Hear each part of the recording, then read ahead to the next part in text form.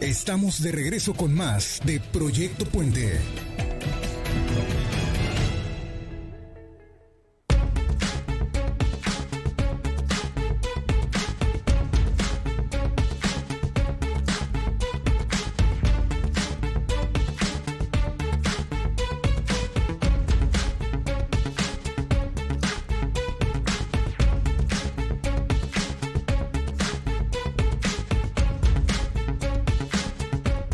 Son las 8 de la mañana en punto, hora de Hermosillo, las 10 de la mañana de la Ciudad de México. Saludamos a todos con mucho gusto. Les recuerdo que nos puede ver pues a toda hora y bajar la aplicación para su iPhone en la Apple Store, para su Android en Google Play, para que esté informado todo el día. Suscribirse al canal de YouTube, que por cierto ya somos segundo lugar en Sonora en suscriptores de YouTube. Segundo lugar en Sonora ya somos, y más lo que viene, lo que se acumule. Bueno, como usted sabe, estamos en YouTube, en las aplicaciones, en proyectopuente.com.mx, Twitter vía Periscope, Facebook Live, los grupos de WhatsApp, por todas partes dominando Proyecto Puente. Y le doy la bienvenida aquí al invitado de hoy, que pues es el primero que abrimos una serie de encuentros a debate con organismos de la sociedad civil. Le agradezco mucho a Ernesto de Lucas Hopkins que venga aquí a platicar con los puenteros y con los especialistas y se someta a esta encuentro con los que saben y con los que le tienen que preguntar y los que le tenemos que preguntar. Ernesto, bienvenido a Proyecto Puente, gracias por aceptar estar por acá.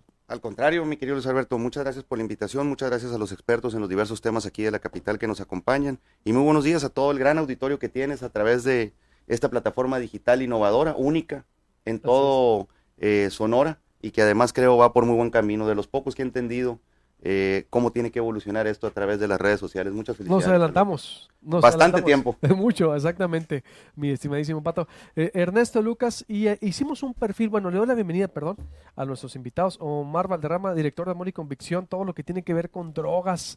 El Tato lo estudia y lo maneja muy bien y por eso está aquí, le pedimos que viniera. Gracias, Omar. Gracias por la invitación.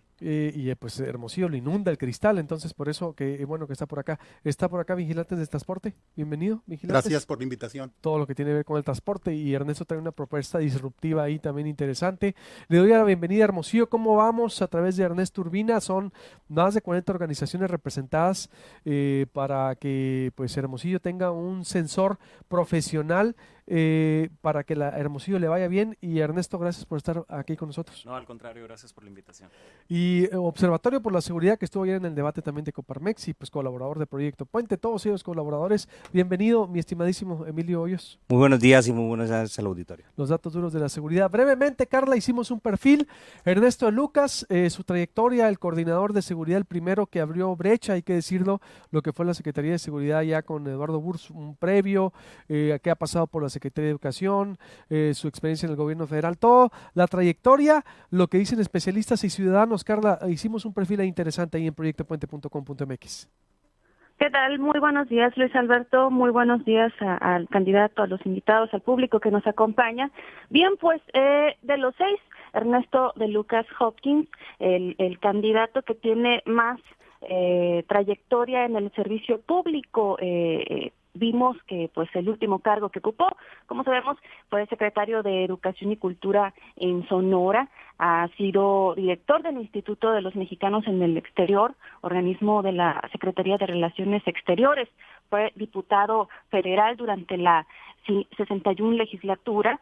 También, como parte de su trayectoria recordemos que fue secretario particular del senador de la República y candidato a gobernador Eduardo Burs en 2002.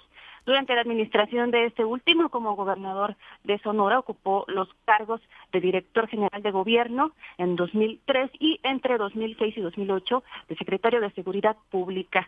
Meses después lo vimos también presidiendo el comité directivo estatal del PRI, ¿no? Vimos que en 2012 fue nombrado para coordinar la campaña en el equipo de Enrique Peña Nieto, y después fue nombrado director general de ProMéxico, al cual renunció en abril del 2013. Y bueno, ya entrando de lleno a esto, lo que es el perfil del candidato a la alcaldía de Hermosillo, Ernesto de Lucas, vimos que, preguntamos a algunos especialistas para obtener pues una visión más amplia, ¿no?, de la opinión del quehacer y del desempeño que ha tenido Ernesto de Lucas. entrevistamos a algunos especialistas en materia de seguridad, algunos especialistas, algunos analistas, algunos líderes de organizaciones sociales, pues líderes de opinión, pero bueno, vamos a entrar de lleno con lo que es el sondeo a los ciudadanos, algunos ciudadanos, pues ciudadanos de pie, amas de casa, estudiantes, en fin, está bastante diverso el sondeo, que vamos a escuchar a continuación, por favor. Lo de la basura, el ayuntamiento, porque hay mucha basura tirada en la calle, contenedores hacen falta, contenedores y pues seguridad ante todo, ¿no? ¿Cómo ve la cuestión, el tema de la seguridad? ¿Qué ha escuchado, qué ha visto usted? Pues muchos rateros, ¿cómo te diré? Muchos asaltos. Sí, muchos asaltos, sí. Ya no se puede andar de noche. Pues la verdad, las calles, pues la seguridad, la verdad, no puedes pasar por el centro tú sola porque, o sea, te asaltan, te roban aquí, ¿no? O, por ejemplo, quieres ir a visitar, no sé, al Cerro de la Campana, no puedes subir porque te asaltan o ya ves que mataron a algún. Y luego, por ejemplo, tienen mucho con los puentes que terminando y no han terminado y sí afecta mucho. Ningún candidato conozco. Es que yo no voy a votar porque no puedo andar caminando en el sol. Muchas cosas en la Quinta Emilia. Yo vivo en la Quinta Emilia. ¿Qué falta ahí? La atención de que no haya judicial, que no pongan vigilancia y todo eso. Faltan patrullas. Patrullas faltan y que nos ayude el pueblo, porque no nos ayuda el pueblo. Y luego los camiones, cuando le dan sus ganas, nos levantan y cuando no nos quieren, no nos levantan. Pues que los recursos que se vayan a administrar, que realmente vayan a donde se necesiten y que sea una repartición de recursos pareja y equitativa, o sea, lo que realmente ocupa cada sector, que eso sea lo que se dé y que ese dinero realmente llegue a ese destino. Yo creo que pues seguridad, servicios, igual educación, a lo mejor más apoyos para estudios de maestrías, posgrados, que es lo que ha estado un poco más limitado siempre aquí en México en general, ¿no? Y a lo mejor dentro de lo que él le toca, una parte le toca aquí en Hermosillo, en la universidad. Bueno, ahí escuchamos un sondeo muy diverso, donde algunos pues dicen que no conocen al candidato Ernesto de Lucas, otros sí, y bueno, pues se basa más que nada en las propuestas que harían ellos al candidato Ernesto de Lucas y lo que esperan de él. También traemos un sondeo con especialistas, la información completa y más detallada la pueden encontrar en proyectopuente.com.mx. Gracias, Carla, por el perfil. Obvio, hay mucha más información que dijeron de él, quién es él, pero ahí en proyectopuente.com.mx. Yo quiero abrir, Ernesto, o te insisto, pues te agradecemos mucho ya para después que va a dar paso a la sociedad civil, porque traes dos propuestas disruptivas, tanto al interior del PRI como del gobierno. A ver, hacer trabajar a los burócratas los sábados, Ernesto, de lunes estamos acostumbrados a ver a la burocracia de lunes a viernes. A ver, ¿va en serio de que vayan los sábados? ¿Y cómo le vas a hacer? Parte de nuestro esquema, de nuestra causa de la renovación, Luis Alberto, bueno, antes que nada, muy buenos días al auditorio, tiene que ver con renovar la forma de atender, la forma de resolver la problemática ciudadana. Es insostenible que una ciudad que esté por rebasar el millón de habitantes tenga empleados que se digan servidores públicos sin vocación. Quien quiera trabajar en el ayuntamiento, primero que nada, lo deberá estar haciendo por vocación, no por ocupar un cargo o por tener un sueldo. Y eso implica empezar a poner el ejemplo desde el presidente municipal. De lunes a viernes, cualquier oficina te elabora, particularmente la que prestan servicios, de 8 de la mañana, cuando mucho hasta 3 de la tarde. Eso debe de cambiar. Se tienen que tener los mismos horarios que cualquier otra oficina de la iniciativa privada, es decir, de 8 a 6 o de 8 a 8. Y posteriormente, los sábados, estar en las colonias y en los barrios con todo este programa de contacto directo denominado Sábado de la Gente. Anteriormente otras administraciones le llamaban el miércoles ciudadano, pero era ya fuera del ayuntamiento. Aquí tiene que ir a las colonias y tendrán que ir no nomás los mandos medios, sino los mandos de primer nivel y los mandos medios. Este horario aplicaría en su enorme gran mayoría a los empleados de confianza, mismos que además debemos de reducir de los gastos que actualmente se han incrementado en la partida de servicios personales. Creo que con la mitad de los empleados de confianza que hoy existen, Hermosillo puede funcionar. Además, ¿cuántos son los de confianza? Son poco más de 400 empleados de confianza. Con 200 dices tú funciona. Con 200 puede funcionar a la perfección el ayuntamiento. con los sindicalizados tenemos que instaurar en el ayuntamiento el servicio municipal de carrera para funcionarios públicos municipales. Esto implica estar cada 2 años poniendo las vacantes de personal que o se vaya jubilando o desafortunadamente vaya muriendo, para que puedan crecer y puedan tener una aspiración a seguir creciendo al interior de su propia carrera en el servicio público los empleados sindicalizados que hoy están ajenos a, por mérito y a, por resultados, continuar teniendo una trayectoria y sobre todo mejorando su retiro y sus esquemas de ingreso. ¿Ir los sábados no sería pagarles más? No, ese es el problema que actualmente se tiene con una parte del sindicato, particularmente la de servicios públicos. El costo de las horas extras fuera del horario de trabajo es lo que hace que se entre en una discusión entre las autoridades y los sindicalizados. Casi 3 por 1 se paga la hora extra, siendo el municipio o el cuarto municipio con mayor deuda de los más de 2.450 que hay en México, con la calidad de las herramientas con las que hoy cuentan los empleados sindicalizados, más estarles agregando este costo por horas extras, pues es algo excesivo. Por eso tenemos que tener la capacidad de diálogo para que el sindicato, que estoy seguro lo entiende muy bien, el de servicios públicos, sepa que una ciudad con 1 millón de habitantes, con 1.063 colonias, más 200 cerradas, poco más de 1.300, hoy por hoy tenga que entender que se requieren servicios públicos 24 horas. Tenemos que buscar los esquemas para que el turno nocturno sea el mejor pagado, pero que ya se pueda trabajar por turnos de 8 horas durante 7 días de la semana. Otra que yo te tengo para dar pie a la organización de la sociedad civil. A ver, Pato. Ayer yo vi lo que empieza un desmarque del maloro de toda su administración. Otra para mí propuesta disruptiva. Dijiste, a ver, voy a revisar las concesiones de alumbrado público, pero también las de plantas tratadoras de aguas residuales, la de residuos tóxicos y no vas a concesionar tampoco servicios. ¿Está firme en eso? Sí. Es correcto, Luis Alberto. La forma en la cual hoy se encuentran las finanzas públicas del municipio, para empezar, no dan pie a estar recibiendo nueva deuda ni en el corto, ni en el mediano, ni en el largo plazo. Punto número 1. Punto número 2. Así como yo habré de investigar a las administraciones pasadas por las concesiones o contratos multianuales que se dieron, es exactamente con el mismo rigor y bajo el mismo esquema en el cual yo esperaría y espero que estuviese mi sucesor revisando las mismas. Particularmente me referí a ¿Tope donde tope? Tope donde tope. O sea, si tú le encuentras al maloro que hay desvíos que hizo, que se ha discutido mucho por las paradas, por las concesiones, ¿no te vas a detener? Por supuesto que no. Tope donde tope son recursos públicos y para eso afortunadamente... ¿Aunque llegue a él? ¿Aunque llegue hasta él? Aunque llegue hasta quien llegue. Y creo que lo mismo estarían aplicando con tu servidor. Y eso es lo correcto y de eso trata el entender estos nuevos tiempos y esta nueva forma en la cual el sector público tiene como nunca que estar rindiendo cuentas claras. Pues estamos hablando casi de un rompimiento. Digo que en el PRI son códigos escritos no bien vistos o intocables. Yo estoy seguro ¿Estás dispuesto a romper con Yo estoy seguro que tanto él como el resto de los exalcaldes que han tenido que ver con contratos de este tipo están seguros de lo que hicieron y están dispuestos a que se les revise. Así lo ameritan además los tiempos actuales. Otros contratos, en este caso sería el de alumbrado público que se tuviera que revisar a profundidad. El siguiente tiene que ver, y aquí nuestro amigo el señor López lo entenderá, más de 300 paradas de camiones que hace 7 años se entregaron también por un esquema de un contrato municipal, a la par de las que ahora han sido cuestionadas que se hicieron en la actual administración.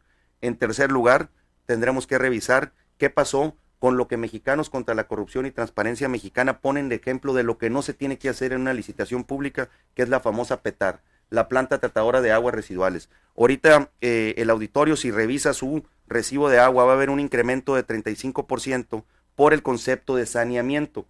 Esa es la parte que se les tiene que cobrar por el costo que tuvo esta planta tratadora de aguas residuales, que es el equivalente a casi 4 ejercicios fiscales y lo respectivo al gasto de inversión que tiene el ayuntamiento por el pago de una planta que ni recicla agua, ni sabemos a dónde se está yendo y con qué usos están utilizando esas aguas que se dicen estar tratando. Y la cuarta es la que tiene que ver con el contrato que se entregó a una empresa para el confinamiento de residuos que tendría que estar produciendo gas y luego estarlo pagando al ayuntamiento, y que es momento que no está viendo absolutamente ninguna retribución el ayuntamiento por esta concesión que dio con una empresa que se llama TecMed. Es Ernesto Lucas Hopkins, está aquí en el estudio, adelante por alusión personal, vigilantes del transporte, después Tato y así a ver con el transporte ya que lo mencionó Ernesto. Sí, bueno, gracias por el espacio, buenos días. En una de las propuestas que estuviste mencionando en la semana pasada fue la municipalización del transporte. Desde nuestro punto de vista se nos hace un poco temeraria esa propuesta porque la decisión de municipalizar o no es del Congreso del Estado. Y el Congreso del Estado, pues no sabemos cómo vaya a quedar, ¿no? Y de pleitos, pues ya, pleitos políticos por la cuestión del transporte, pues ya estamos un poco hartos. Ahora, en caso de que se diera la municipalización, ¿cuál sería la estrategia jurídica para lograrlo? Esa sería mi pregunta. Te lo agradezco muchísimo. Concretamente sí, tiene la facultad del municipio basado en los artículos constitucionales que como tal le dan las facultades para poder tener la concesión. Se requiere en primer lugar la voluntad, en este caso de la titular del Poder Ejecutivo. De las 19 líneas y 31 rutas que existen, solamente 14 estaríamos pidiendo se municipalizaran, con una ampliación de horario de 4 de la mañana hasta 11:30 de la noche. Y más que pleito, ya quedó claro que las autoridades estatales de todos los colores que han pasado por el Ejecutivo no han podido con el transporte. Por eso es tiempo de que el ayuntamiento asuma la obligación con el ciudadano. ¿Cuál es el problema? Toda autoridad ha estado viendo el problema de transporte desde la perspectiva del concesionario y no desde la parte del usuario. Los tiempos de esperas que hoy sufren, 110 camiones nomás funcionando con aire, 180 sin aire, de casi 400 que deberían estar existiendo para poder cumplir con la frecuencia de 15 minutos estimada y estipulada en los contratos de concesión. Aquí además, estas rutas deberían estarse elaborando con camiones que produzcan, o mejor dicho, que funcionen con energías renovables, concretamente con gas natural. El costo del uso del gas natural en 3 años repercutiría un pago rápido y con las proyecciones que tenemos solamente le estuviese costando la municipalización de estas rutas al ayuntamiento entre 29 y 32 millones de pesos. Sí, y el servicio, la municipalización, ¿se trabajaría con el mismo esquema de concesión o lo trabajaría el ayuntamiento? Estaríamos haciendo acompañar de expertos como tú, porque sí requeriríamos una empresa distinta a las cuales hoy, que creo son 3, tienen las concesiones estatales. 1, para que puedan competir entre sí. 2, para que la gente pueda comparar la calidad entre las concesiones estatales y lo que nosotros llamamos la línea naranja en el municipio. No serían las 31 rutas, estamos hablando de 14, pero estas son las que mayor se usan y las que mayor demanda tienen. Bien. Tato. ¿Qué tal? Muchas gracias por la oportunidad. ¿Sí te contestó bien? Sí, ¿Les gracias. pegó las dudas? Sí, muy bien. Omar Felicidades a Proyecto Puente por el ejercicio y felicidades al candidato que viene acá a pues someterse a este buen ejercicio delante de personas que tenemos trabajando muchos años en esto. Antes de lanzar la pregunta, candidato, quiero hacer un contexto muy breve. En Hermosillo se encuentran alrededor de 600 personas en situación de calle. Tenemos alrededor de 35 centros de rehabilitación, más los que no están registrados. Tenemos 80 grupos de alcohólicos anónimos, 450 casas de empeño en un proceso de regularización, 8 casinos de apuesta. En el 2016 la autoridad dijo que había alrededor de 280 puntos para la venta de drogas ilícitas, los famosos tiraderos. Tenemos alrededor de 67 niños limpiando vidrios, 426 intentos de suicidio por año. El 70% de los robos en Hermosillo está relacionado con el consumo de droga, lo mismo el robo de vehículos, según el Sistema Nacional de Seguridad Pública. Tenemos alrededor de 11,714 analfabetos de 15 años o más, según el INEGI. Tenemos alrededor de 3,563 niños de 6 a 14 años que no asisten a la escuela. De la población a partir de los 15 años, 13,845 jóvenes no tienen ninguna escolaridad. Todo esto son factores de riesgo que a veces se reflejan en un uso y abuso de sustancias. La pregunta, ahí va. El 45% de los jóvenes en Hermosillo ya probaron una sustancia adictiva. Tenemos 4 años encuestando jóvenes. Hemos puesto más de 30,000 encuestas en 4 años.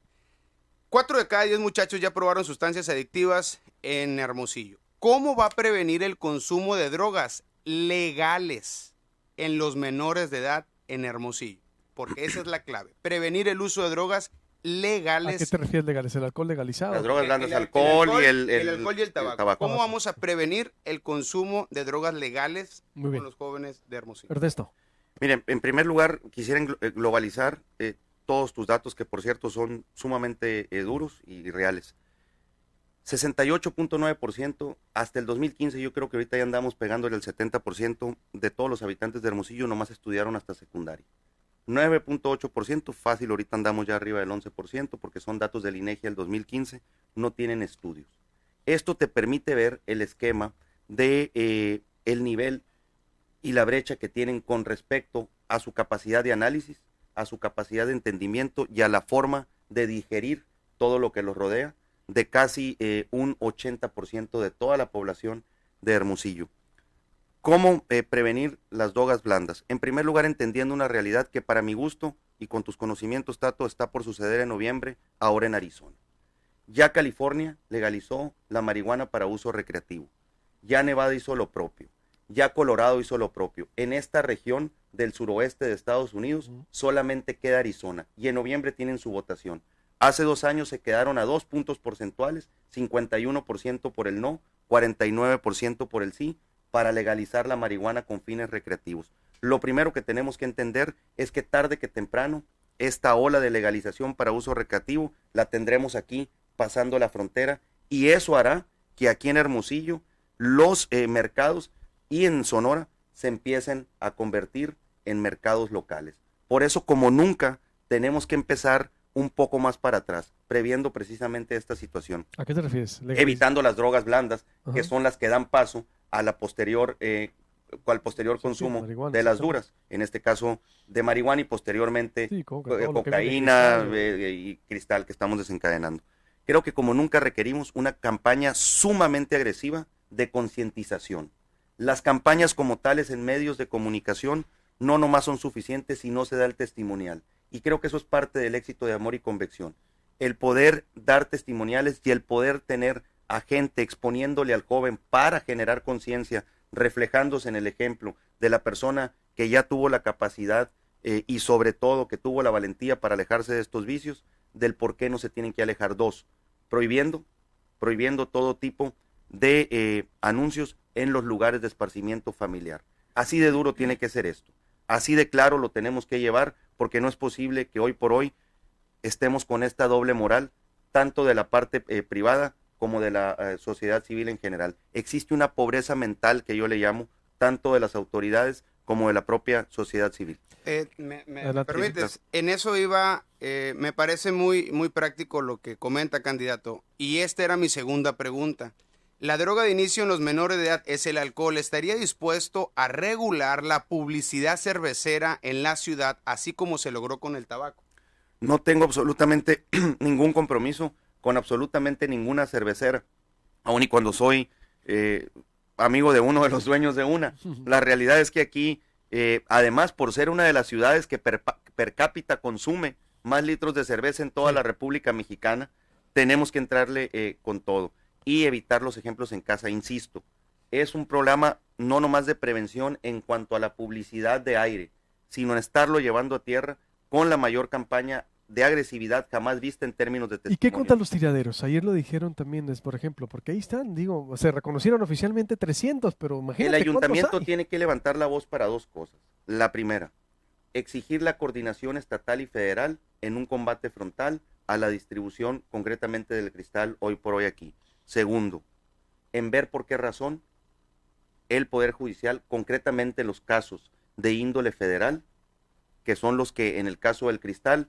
rebasa los 49.9 gramos para que sea en posesión de cristal, para que sea entonces juzgado bajo leyes federales, deba entrarle al asunto. Se tiene que tener creatividad. Tú recordarás, cuando fui secretario de Seguridad Pública, modificamos la ley para que el Estado tuviera facultades de ataque frontal a los tiraderos, haciendo un recoveco jurídico y poniéndole la figura de corrupción de menores. De esa forma el Código Penal permitía que el Estado, bajo el esquema de corrupción de menores, a todo aquel que proveyera de droga a un menor, pudiese entrarle y se le pudiese atacar. Algo similar tenemos que hacer para disminuir la posesión de drogas que te marca la distinción entre el fuero penal local o el fuero penal federal y darle facultades al municipio para que pueda entrar a este combate frontal. ¿Qué para darle ya el pie a seguridad a Emilio Hoyos y después a Ernesto Urbina? Pero yo recuerdo que fuiste el primero por allá en el 2000, ¿cuánto fue? 2004, 2006. Sí, que empezaste, hubo un programa muy famoso que quería meter en cintura los carros chuecos. Sí. A identificarlos, a ponerlos en la mira, es decir, a poner un control. Ya no hay, maestro, nada. El actual gobierno del Estado lo dijo a través de la Secretaría de Seguridad Pública. Vamos a hacer, a retomar ese programa que tú impulsaste, pero ya nadie lo ha hecho y los carros chuecos están sin control. El tráfico está pesadísimo, la frontera es un negocio, yo siempre lo he titulado redondo y plural, y siempre nos ha pegado muchísimo. De hecho, esa agenda ahorita de Silvana y Maloro. Pero, ¿qué desde el municipio se puede hacer contra los carros? Uno, haciendo valer la autonomía municipal, que como tal queda también plasmada en la Constitución, hacer 2 modificaciones, al bando de policía y buen gobierno para las sanciones y a la ley de tránsito para la operatividad. En Hermosillo se tendrá que abrir de manera temporal, por un máximo no mayor de 60 o 90 días, el padrón o registro de vehículos de procedencia extranjera. Se les permitirá a los que ya están aquí que se registren por ese plazo para evitar que sigan llegando otros. ¿Qué se va a pedir en estos 60 días? No es una regularización, ni es una legalización, es dotarles el permiso con la autonomía municipal para que circulen dentro de la extensión territorial de más de 50,000 kilómetros, o sea, que tenemos. Tener un control, ¿los vas a registrar? Aquí, los vamos a registrar como tal. Déjame, te doy el dato. ¿Se puede? No te lo toman con un amparo, porque así son luego. No puedes registrar, ni te puedes meter con el patrimonio de la familia. Digo, así son. No, es que así son, de veras, digo, antum babam patum, no te puedes meter a veces con ellos, pero el municipio, desde tu punto de vista, pudiera controlarlos entonces, hacer un registro. 15,720 kilómetros cuadrados, no voy a cometer 15,720, ya sabes qué. A ver, entonces, ¿lo vas a registrar? Sí, se estarían registrando. Con el bando de policía y la ley de tránsito se les estaría, se les estaría cobrando 3 cosas. Ninguna sería para el ayuntamiento. 1, el pago de seguros contra terceros, con cualquier compañía que decide participar. 2, para poder que alguien te venda un seguro, necesitas tener licencia. Para tener licencia necesitas tener domicilio y el nombre respectivo. De esa manera la autoridad, a través de su padrón, va a saber quién es el dueño, dónde vive y qué tipo de carro es. Y obviamente entregar un documento que es y que demuestra la legítima propiedad del vehículo. En 6 meses, los que ya están pueden circular. Con eso evitas que sigan llegando. Posteriormente, como el Estado no tiene facultades de confiscación, no los puedes llevar al corralón, pero al estar violando una ley de tránsito y contando dentro del bando de policía y buen gobierno con las sanciones respectivas, podrás llevarlos en lugar del recinto fiscal al corralón. Eso va a evitar que se siga proliferando la ilegal ingreso de carros de procedencia extranjera en el municipio y se les va a dar oportunidad legalizando la parte del seguro y de la licencia a los que ya se encuentran aquí. Emilio, entrar en el tema de seguridad, ¿cómo ves? Sí, muy buen día a todos, al candidato. El director del Observatorio para la Seguridad en Sonora. Adelante, Emilio. Muy bueno este ejercicio. Comentaba, pues 9 de cada 10 delitos no se denuncian. Hay una cifra negra de alrededor del 94%. Yo creo que en todos los municipios no queremos más casos lamentables e indignantes como el de Genaro. ¿Y qué queremos decir con esto? De que de aquí parte pues el desarrollo policial, de aquí parte el fortalecimiento de las instituciones de seguridad. Desafortunadamente uno de los problemas más serios en la ciudad pues es el delito de robo. El delito de robo es el que más se está lastimando y el que desafortunadamente hay poca denuncia, ¿no? Ayer comentabas tú o has comentado respecto a asuntos internos, ¿no? Hacer asuntos internos ciudadanos. Comentaste de vigilancia aérea, comentaste de elevar el número de policías. ¿Cómo integrarías todo esto para poderlo hacer una realidad y que no quedara pues en simples promesas? Muy bien, muchas gracias Manuel Emilio y un reconocimiento a toda la labor que ustedes hacen desde el observatorio. En el 2004 empezamos nosotros a entender lo que ustedes conocen y conocen muy bien, que es la cifra oculta o la cifra negra, la que no se denuncia. Nosotros Cierto. en aquel entonces trabajamos con el ICESI y el doctor Luis de la Barrera. No había registro. No existía registro. El ICESI, que era el Instituto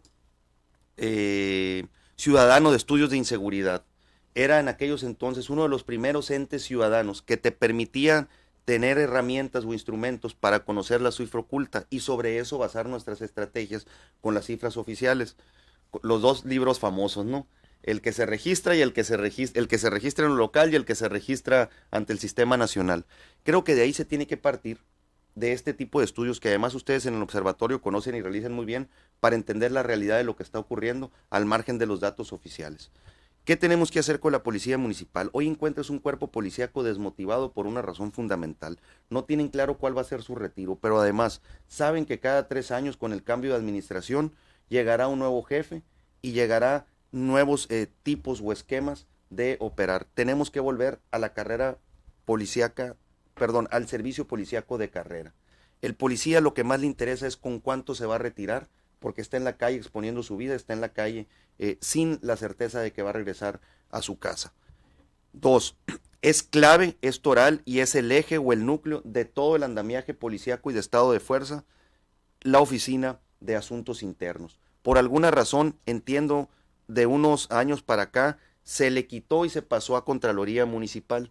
Creo eso es un error y lo tenemos que devolver al seno de la Policía Municipal, pero además, esa Contraloría de la Policía, esa Oficina de Asuntos Internos, tiene que ser presidida por un ente externo a la policía. Ese sí tiene que ser un ente externo con conocimientos básicos de seguridad pública. Y cuando me refiero al servicio policíaco de carrera, es permitir que quien lleve y tenga la cadena de mando en su principal eslabón sea precisamente un policía municipal, que sea el policía el que sepa que puede crecer y que puede escalar al interior de su corporación, y no lo que hoy por hoy sucede, que cada 3 años llega o alguien de la judicial, o algún ciudadano, o alguien externo. Hoy la coyuntura y el momento implica una renovación de la policía desde el esquema interior. Los patrullajes aéreos como nunca resultaron, porque creo que traen consigo un efecto disuasivo en su totalidad. Los mapas del delito se pueden trabajar perfectamente, porque ahorita tú ya sabes en qué colonias, qué días y a qué horas se están cometiendo particularmente el delito de robo.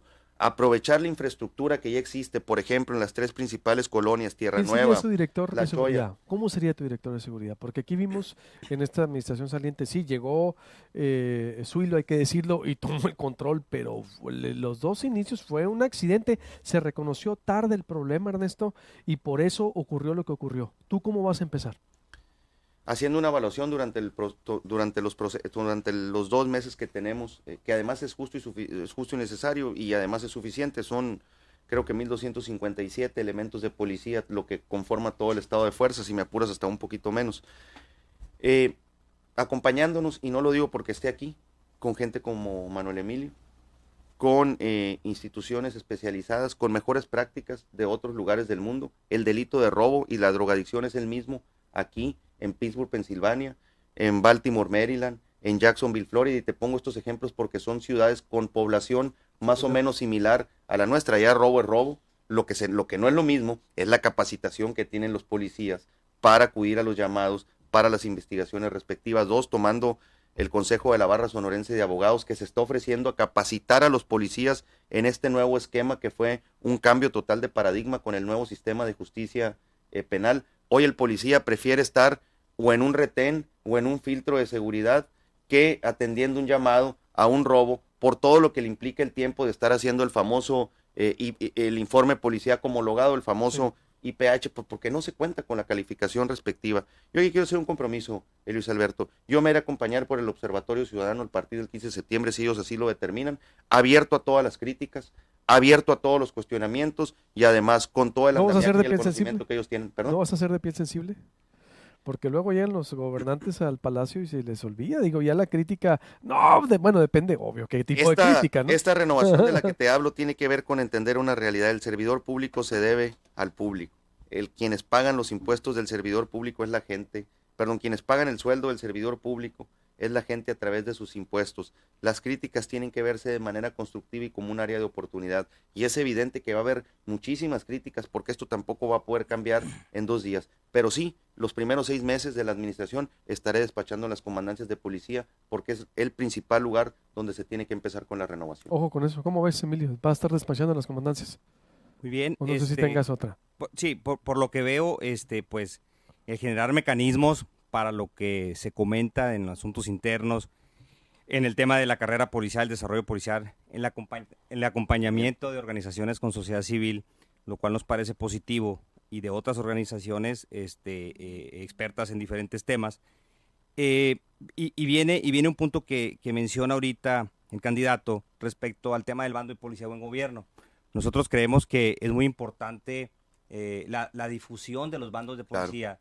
Inclusive a lo mejor hasta hacerlos, se me ocurre, manuales de convivencia. Tenemos que conocer los ciudadanos como nuestra la primera autoridad a la que estamos expuestas es la policía municipal. Tenemos que los ciudadanos, entre más conozcamos nuestros derechos, pues evidentemente con una capacitación y profesionalización de los policías se da ese contrapeso, ¿no? Ese respeto hacia el ciudadano. Y eso en el doble sentido. ¿Tú estarías dispuesto de hacer una renovación también en todo lo que implica el bando de policía, en la difusión? Porque ahorita no vamos a decir todos los policías, pero desafortunadamente con algunos policías que cometen algunos abusos de autoridad, pues el ciudadano no tiene a dónde acudir, o al menos en lo inmediato no sabe o qué hacer ante un abuso de autoridad, ¿no? Creemos nosotros que también es muy importante, además de la generación de mecanismos como tú lo indicas, la difusión hacia la sociedad, evidentemente junto con la capacitación, pero de esa orientación al ciudadano respecto a sus derechos, previa obviamente capacitación y lo que acabas de mencionar con la policía. Un esquema que quisiéramos implementar, que nos tomaría un poco más de tiempo, pero que sería muy factible, es instaurar el esquema de la amonestación para ciertas infracciones de tránsito en aras de prevenir primero antes de que se cometan o se llega como tal a la infracción. Creo que eso empezaría también a disminuir en cierto número todos estos esquemas de corruptelas que luego se dan, y aquí estaríamos analizando cuáles sí y cuáles no serían susceptibles por infracciones de tránsito de primero contar con una amonestación previa multa respectiva. Bien, voy a hacer corte y vuelvo con Hermosillo. ¿Cómo vamos? Y tengo muchísimos comentarios por WhatsApp, por YouTube, por Facebook, muchos de lo que está hablando Ernesto de Lucas. Quieren algunos, por ejemplo, que se extienda o explique otras ideas. No sé, va a estar muy interesante. Viene ahora Hermosillo. ¿Cómo vamos? Más de 40 organizaciones representadas y obvio más lo que quieran aquí replegar. Hay tiempo para seguir aquí preguntando a Ernesto de Lucas Hopkins, el candidato del PRI, a debate aquí en Proyecto Puente con las organizaciones de la sociedad civil. Volvemos. Este mes de Las 8 de la mañana con 42 minutos hora de Hermosillo, son las 10 de la mañana con 42 minutos hora de la Ciudad de México. Saludos a los que están conectados de la Ciudad de México, a la gente de YouTube, Facebook Live, por todas partes, Twitter vía Periscope, proyectopuente.com.mx. Continúa ahora, está Ernesto Lucas Hopkins, el candidato del PRI a la alcaldía de Hermosillo. Ahora está a debate con las asociaciones de Hermosillo, organizaciones de la sociedad civil de peso, profesionales que han sido pues emblemáticas en los últimos años en la discusión pública y han aceptado esta invitación para cuestionarlo. Todas los han cuestionado. Ahora Hermosillo, ¿cómo vamos? Que se acaba de presentar la semana pasada. Son más de 40 organizaciones encuestando, evaluando, analizando por el bien de Hermosillo. Y Ernesto Urbina aquí la representa. Seguimos contigo, Ernesto, y está Ernesto Lucas. Y ahorita voy con los ciudadanos porque hay muchísimas preguntas. Adelante. Gracias de nuevo por la invitación. Y bueno, mi primera pregunta, espero que haya oportunidad de réplica. Sí, por supuesto. Tiene que ver con las finanzas públicas del municipio. Como tú bien mencionabas en algunas partes, considero que traes un diagnóstico acertado sobre las severas limitaciones que tiene el ayuntamiento en términos financieros. Somos el 4º municipio más endeudado, pero a eso hay que agregarle que el gasto en servicios personales, que es salarios, remuneraciones, es prácticamente la mitad del presupuesto. En los últimos años el ayuntamiento gasta más o menos 2.500 millones de pesos cada año. De eso la mitad se va a sueldos y salarios. Cerca de 200 millones están yendo al pago de la deuda. 150 u otros 200 millones están comprometidos en la concesión de alumbrado público. Y nos vamos sumando, entonces, realmente el margen de maniobra es muy reducido. Yo creo que es importante moderar las expectativas en cuanto al margen de maniobra que tendrá la próxima administración. Mi pregunta es, ¿cuál es la estrategia financiera para poder llevar a cabo el plan de gobierno que se empieza a presentar en caso de llegar a resultar electo? Y esto coincide con otro elemento muy importante. Prácticamente ser un poco más de 2 pesos de cada 10 que gaste el gobierno son ingresos propios. Es un nivel muy bajo de ingresos propios que genera la administración pública municipal. Dentro de esta estrategia, ¿estaría un planteamiento como para incrementar eso y lo que tendría que ver con modificar tarifas de predial u otros servicios? Esas serían mis preguntas. Muchas gracias, Ernesto. Mira, en primer lugar, se tiene que ver el decremento que ha tenido el municipio con respecto, por ejemplo, al 2013, 2014, donde se incrementó hasta un 3.2, 3.4 los ingresos extraordinarios que tuvo el municipio por concepto de participaciones federales.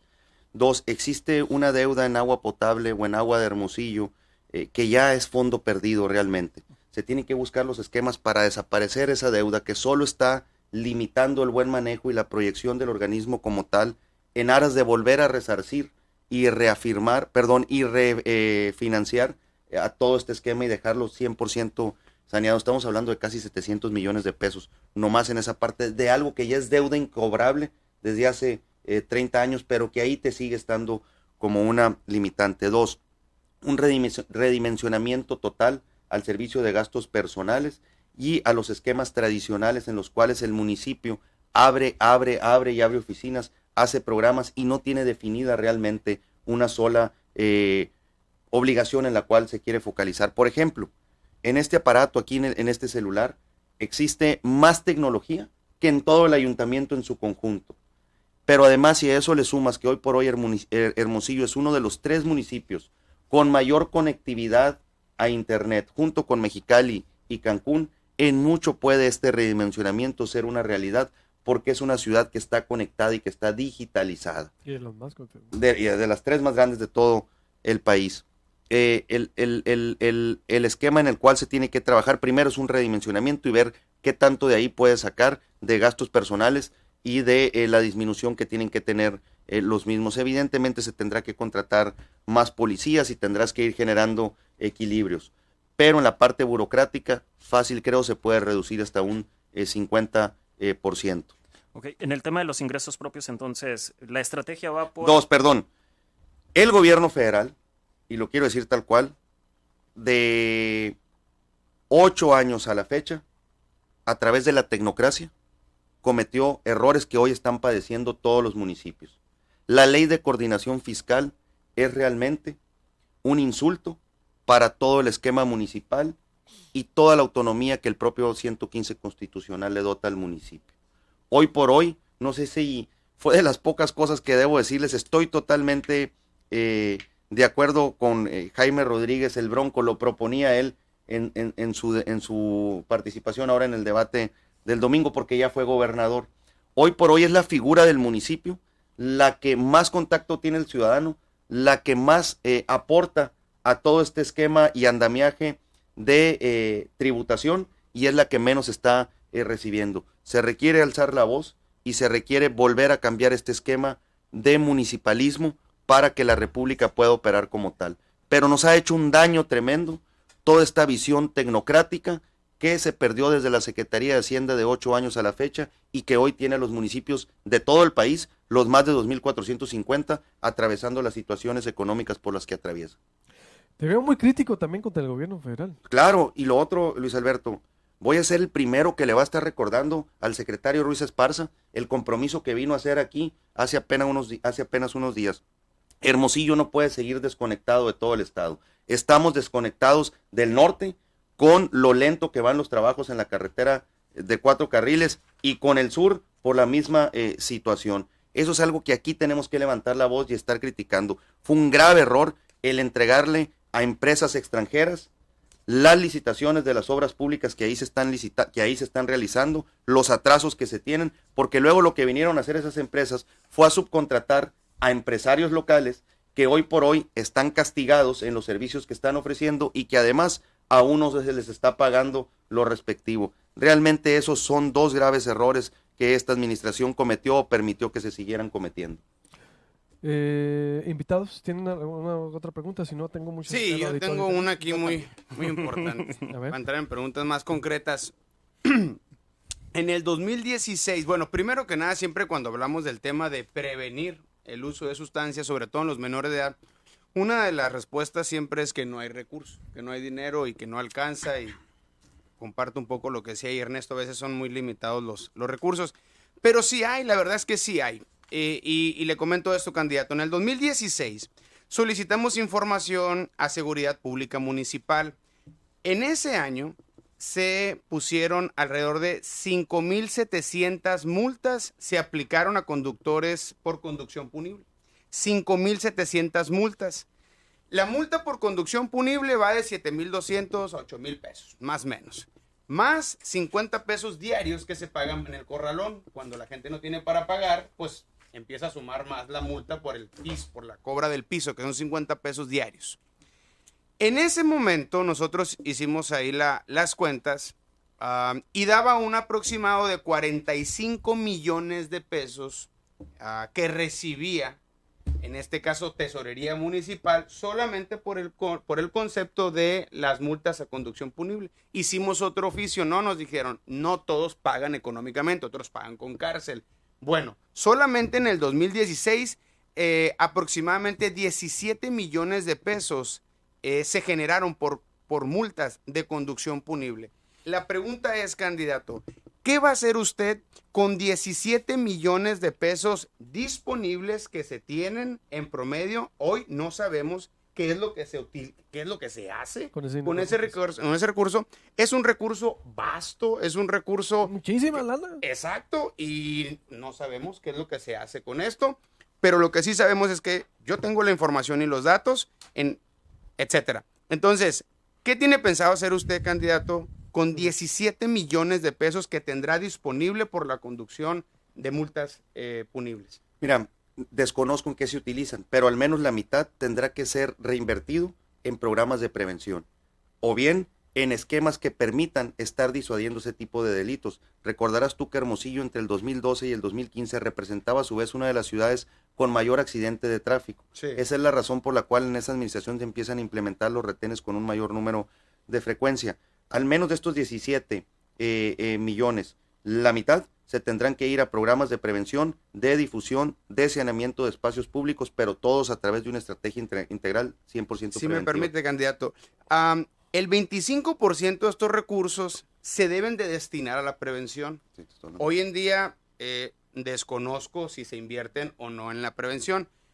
Solamente me quedo con ese compromiso para darle seguimiento. Por supuesto que sí. Y tener una respuesta más puntual y ser más específico del cómo se van a utilizar esos tendrán que reforzar millones de pesos disponibles ahí. Se tendrán que reforzar programas como el DARE, se tendrán que reforzar todo este esquema que traemos de testimoniales, la revisión particularmente de secundarias y primarias, el recorrido de todos estos testimonios, pero también aquí sí tiene que ser una campaña, ahora sí, en medios muy agresiva, de lo que te pasa cuando te pasas.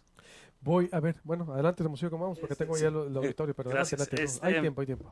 En noviembre pasado encuestamos a más de 1,600 personas y les preguntábamos si a nivel municipal consideran que estábamos cerca de un gobierno que se impone o se consulta. Cerca del 80% de la gente, 76.5%, respondió que consideran que el gobierno municipal se impone. Ándale. ¿Cuáles son los mecanismos concretos de participación ciudadana para fortalecer? Se impone, que impone, o sea, no consulta. No consultan. A mí como ciudadano no me consideran la construcción de sus programas, acciones. Mira. Entonces hay un distanciamiento muy, muy fuerte entre ciudadanos y gobierno. ¿Cuáles son los mecanismos concretos que estaría ejecutando en caso de llegar a la alcaldía para promover la participación ciudadana, para consultar e incorporar al ciudadano dentro de la toma de decisiones? El primero, estimado Ernesto, se daría a partir del primero al 30 de octubre.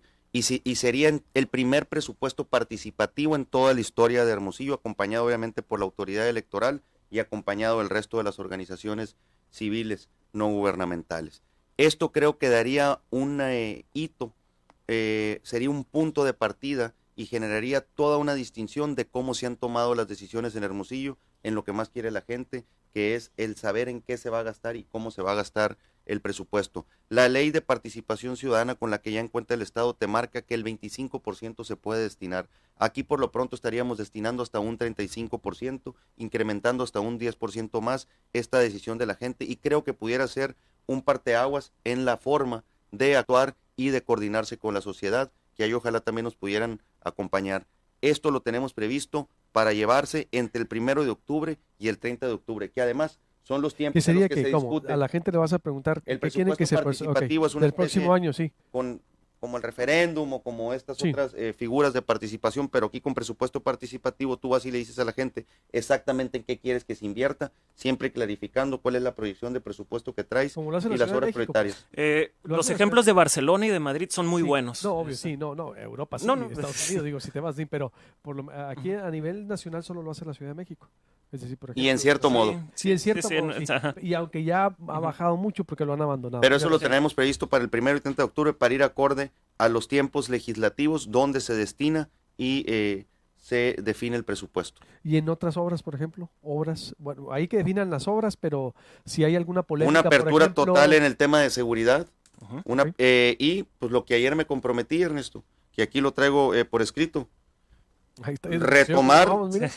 retomar todos y cada uno de los indicadores que en este esfuerzo de la sociedad civil hoy está haciendo Cómo Vamos Hermosillo, para que sean la base de la toma de decisiones y el puntual seguimiento de todo este documento que jamás en la historia de Hermosillo la sociedad se había atrevido a realizar, y que hoy es una obligación de quien vaya a gobernar esta ciudad tomar en consideración, pero además tomar como punto de partida, porque esto realmente es algo que no tiene valor.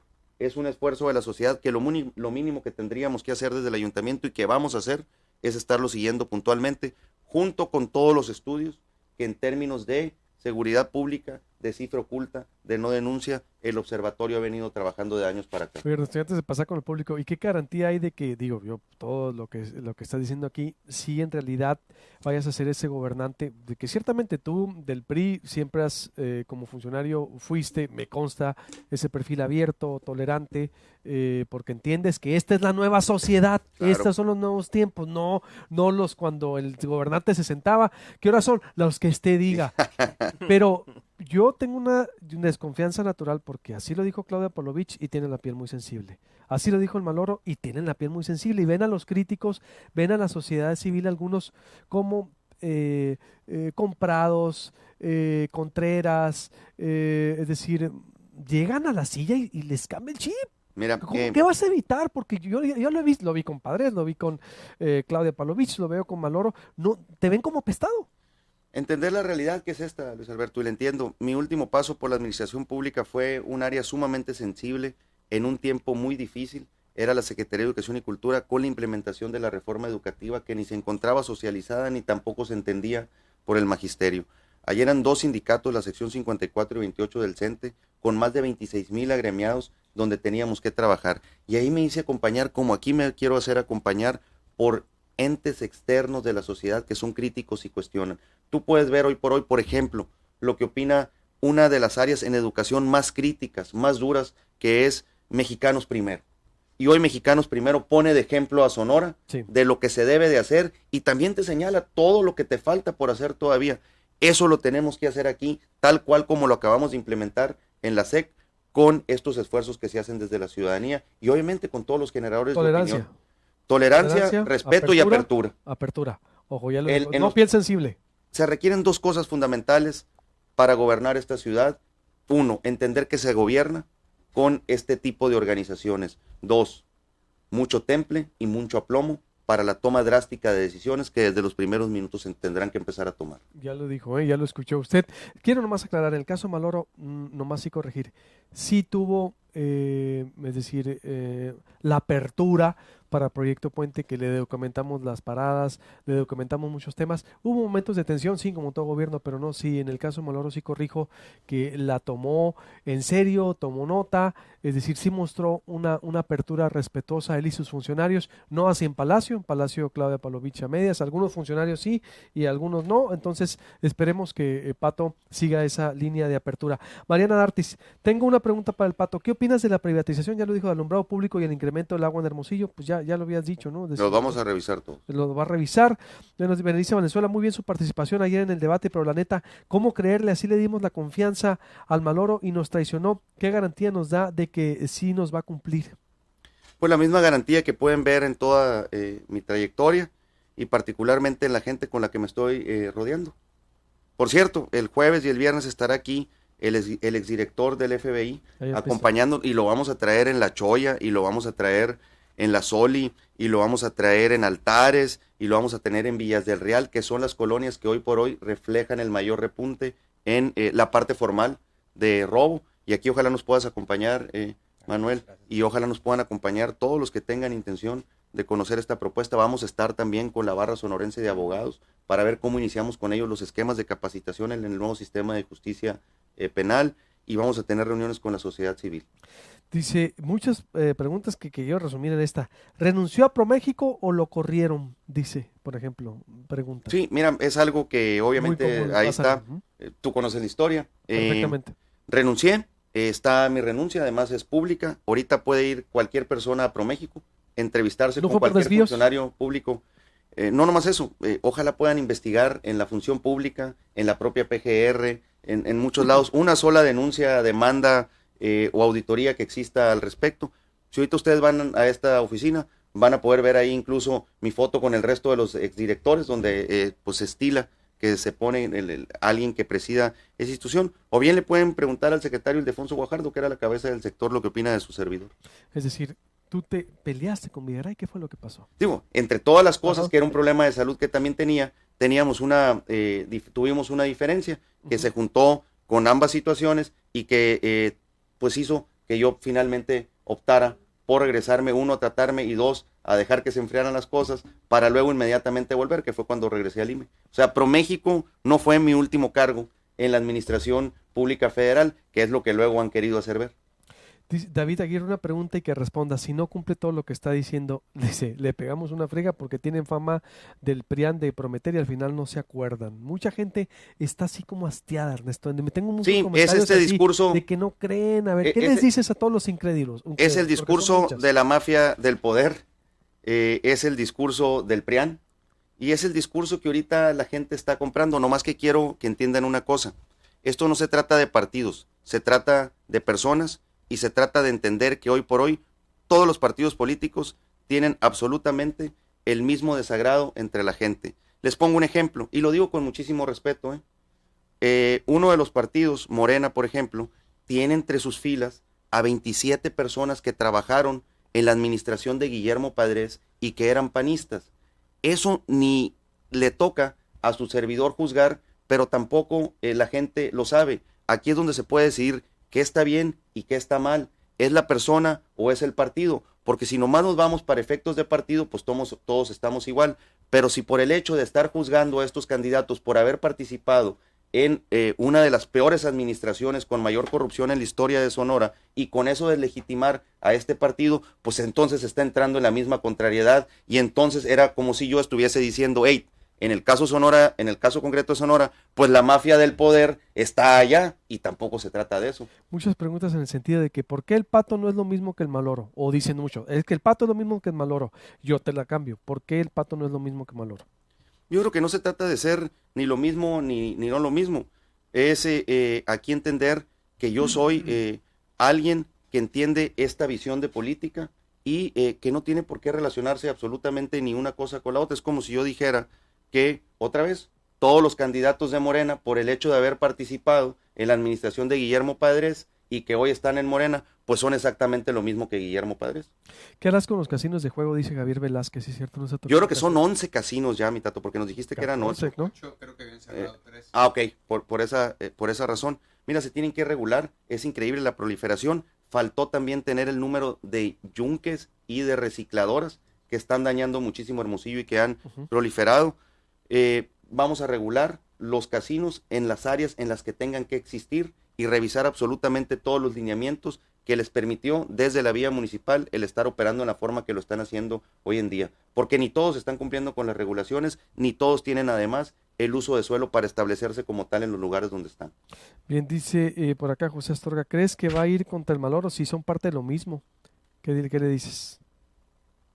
Sí, absolutamente. El único pacto que yo voy a hacer es con todo aquel hermosillense que esté dispuesto a entender el momento por el que pasa esta generación y que se atreva a renovar Hermosillo. Dice, Ernesto reconoce la deficiente, porque lo del miércoles ciudadano. Pues sí, había dice, es sábado más bien de la gente, ¿no? Lo que sábado de la gente. Y sí reconozco que en su momento fue un programa bueno, por eso lo tengo que retomar. No se trata de llegar de golpe y porrazo a borrar todos los avances que ya se habían hecho o que tuvieron éxito en pasadas administraciones. Así como voy a revisar contratos, también voy a reconocer de otras administraciones programas exitosos. Creo que los CAPS, por ejemplo, los centros de atención a los valores familiares que sirvieron y funcionaron en los centros Hábitat durante las tardes, hace 3 años, son esquemas que se pueden retomar. ¿Que quitará la publicidad de las cerveceras en el estadio en Expogam? Dice por acá a Carlos Esprilla. Carlos, esas son las mismas aquí y en el lugar donde se juega el mejor béisbol del mundo. Son los patrocinadores al interior de estos lugares y no son espacios públicos. Es lo mismo que si me preguntaras del Expogán. No, pues no. Tenemos que ser realistas y concretos al respecto. Pues comentarios mejor, ¿cómo no comparto la opinión? Lo mejor que busque la legalización con apoyo del Ejecutivo del Estado ante la Federación y pida la misma instancia. Sí, no más que eso sería algo que tardaría años. Y que por la situación del patrimonio familiar que representa esta movilidad a la gente con los carros, pues ahí nos pudiera tomar 4, 5 o 6 años. Por lo pronto, es esto que no le cuesta al ciudadano, porque no estaría pagando por la regularización absolutamente ningún cobro al municipio. Simple y sencillamente tener el seguro contra terceros y circular aquí en el territorio hermosillense. De lo contrario, pues ¿cuánto tiempo tienen diciéndoles que se va a regularizar si se hiciera de esta manera? Aquí lo importante es hacerlo ya con la autonomía municipal a través de la ley de tránsito y el bando de policía y buen gobierno. Muchos, bueno, y aunque fuera, a ver, dice, buen día, ¿por qué le sacan la vuelta al raíz del problema de la seguridad del cártel que provee la droga a las plazas? ¿Es intocable, es miedo o hay prebenda? Yo no le saco absolutamente la vuelta, entiendo esta situación. Si me puede mandar por mensaje directo quién es el cártel al que se refiere, con mucho gusto le doy una respuesta. Armando Vázquez, el colega, o si tomamos en cuenta que las cifras que maneja el gobierno son las que definen en mayor medida el presupuesto, ¿cómo para combatir la delincuencia, cómo incluir las cifras raras que no sé de dónde las sacan o qué tan cierto es, que mencionan que no se denuncian, pero son parte muy importante de la problemática? Como lo hice en el 2004, estimado Armando, estas cifras es la famosa cifra oculta, se hace con instrumentos y con estudios reales y científicamente probados. Esto viene a complementar las cifras oficiales. Una vez que se tienen ambos parámetros, se toman las decisiones respectivas y se empieza entonces con la estrategia. Se les olvida en qué condiciones se recibió esta administración. El PAN desfalcó tanto que no se arregla en 3 años. Sí, eso también hay que decirlo. Si bien es cierto, la gente está cansada de que nomás esté culpando al pasado, es importante señalar que al inicio de esta administración existían 29 patrullas, que al inicio de esta administración se tenía todo un déficit en cuanto a ingresos, que al inicio de esta administración no se inició, y esto lo pueden saber aquí los expertos, con el incremento en el consumo de cristal, ni con la desmotivación al interior de los cuerpos policíacos. Esto, hay que decirlo, Luis Alberto, de los últimos 21 años, el PRI hasta hoy, 22 de mayo, solamente ha gobernado este municipio 68 meses. 36 de Ernesto Gándara y 32 que van hasta ahorita. Y eso es algo que también la gente tiene que saber. Cele, ¿por qué? Dice, sobre qué por que se debe trabajar en oficinas de gobierno más tiempo con horarios quebrados y trabajar los sábados. Estoy de acuerdo, mi propuesta es que se trabaje un turno de noche en Parque Madero. Es uno de nuestros pulmones principales. Hay muchos árboles que no se están regando, están secos, es una lástima, una tristeza verlos. El parque es un atractivo turístico, el cual debe estar es correcto y es un ícono de Hermosillo. Para que se den una idea, el área verde más grande de esta ciudad capital es la colonia los lagos. Así de increíble estamos en cuanto a espacios o áreas verdes. 0.02 metros es lo que el estudio de Hermosillo, cómo vamos, arroja que existen por cada habitante de este Hermosillo con respecto a áreas verdes. 0.02 metros. Así de increíble es lo que tenemos que trabajar en todo este programa de arbolización y en todo este esquema de hacer una ciudad sustentable y amigable con el medio ambiente.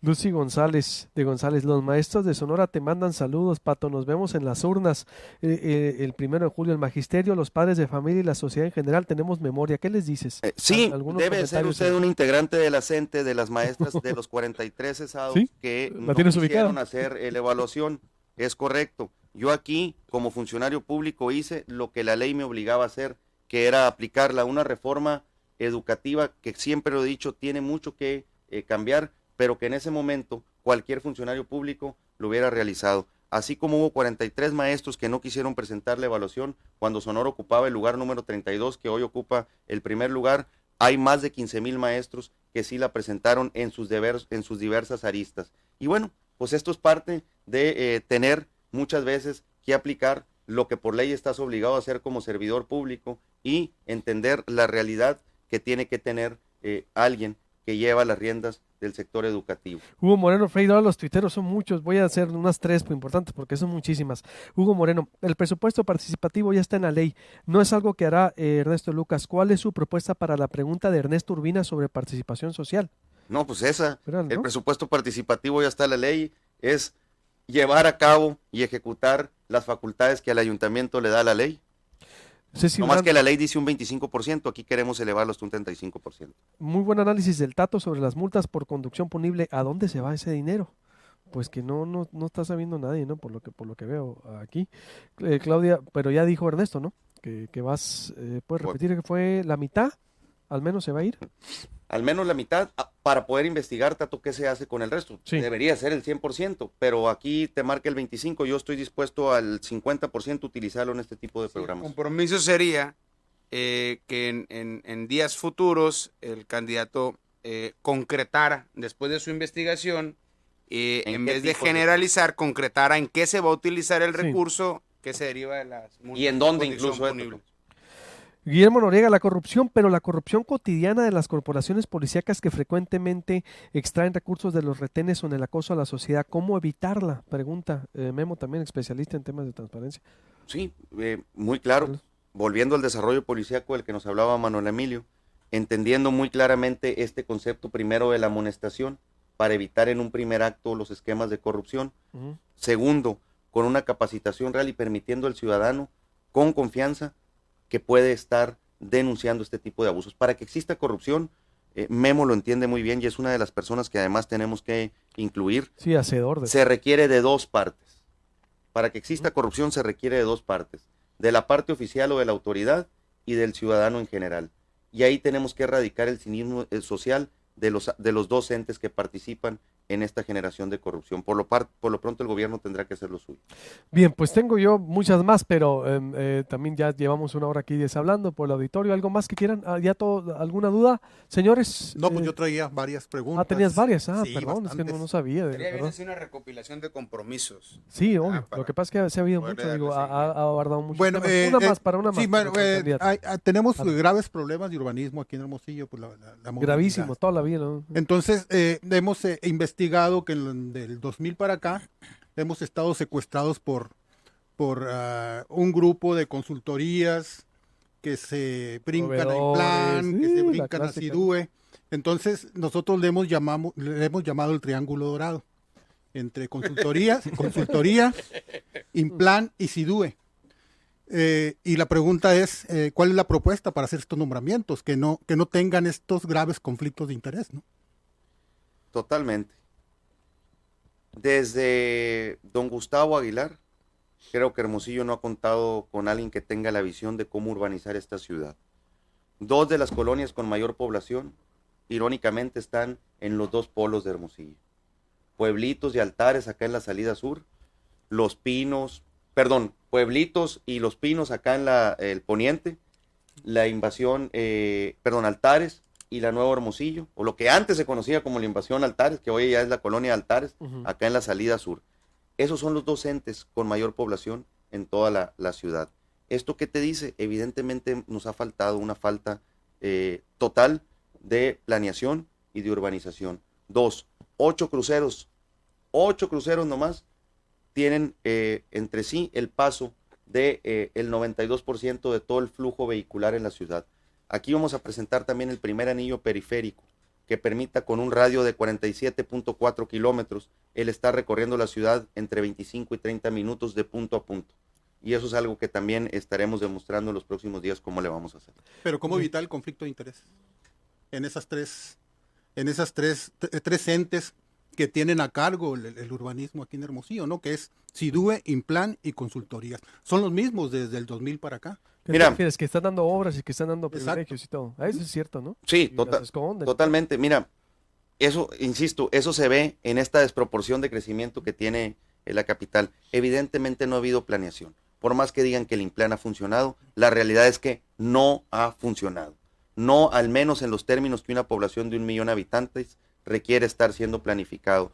2, infraestructura se tiene que abocar a lo suyo por lo pronto y que tendrá que ser pavimento, tendrá que ser bacheo y tendrá que ver todo lo que tenga que ver con el anillo periférico. Creo que en términos de tráfico, el libramiento va a quitar un poco también de flujo vehicular de la ciudad, al menos en vehículos de carga pesada, y esto va a permitir que se pueda relajar un poco más todo el tráfico al interior de la ciudad.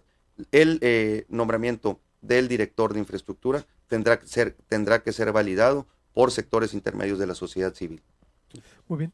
Pues muchas gracias, Ernesto, te agradezco mucho, te vamos a volver a invitar gracias. En junio para otro ejercicio. Aquí nos vemos, mil gracias. ¿no? Te agradezco tu apertura, tu tiempo. Muchas gracias y muy buenos días, feliz martes a todos. Mucho éxito. Corte y vuelvo, los deportes y me quedaron muchos comentarios, ahí vas a ver tweets, te vamos a mandar WhatsApp y es de todo en el Facebook Live, más todo lo que hay por acá en YouTube. Con permiso, volvemos con deportes y comentarios de la audiencia.